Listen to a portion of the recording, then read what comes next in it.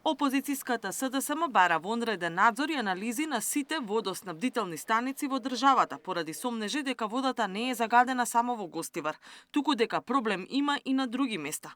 Филипче денеска објави резултати за наводно бактериолошки неисправна вода од водоводот во болницата за белодробни болести во Лешок, обвини за системски пропусти во случајот со Гостивар и побара оставки од министерот за здравство, директорката на ИЈ, Центарот за јавно здравје, Агенцијата за храна и ветеринарство и обвинителството, но и кривична одговорност за надлежните. Ова што се случи во Гостивар само еден од показателите и најдраматичниот доказ за тоа колку системот е оштетен и лошо се менаџира од страна на оваа власт. Примерот од Чешма, од болницата во Лешок, кај што се лечат луѓе, 51 колиформни бактерии на 100 мл вода. И пишува дека не содействува на квалитетот на вода кој што е потребен за пиење. Па добро знаат ли овие луѓе што прават?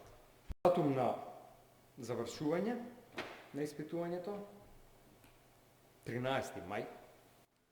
Филипче бара јавно да се објават резултатите од физичките анализи, матност, мирис и други параметри на водата, како и хемиските анализи за нитрати и амоњак, микробиолошките анализи и анализите за хлорирањето на сите води за пиење. Од владеачката ВМРО ДПМН пак велат дека Филипче е последниот што има кредибилитет да зборува за колапс во здравството.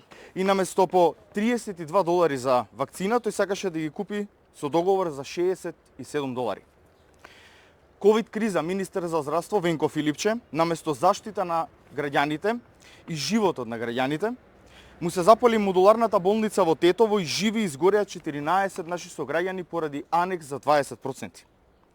Му беа обезбедени средства и проект за нов клинички центар, а тој не направи ништо.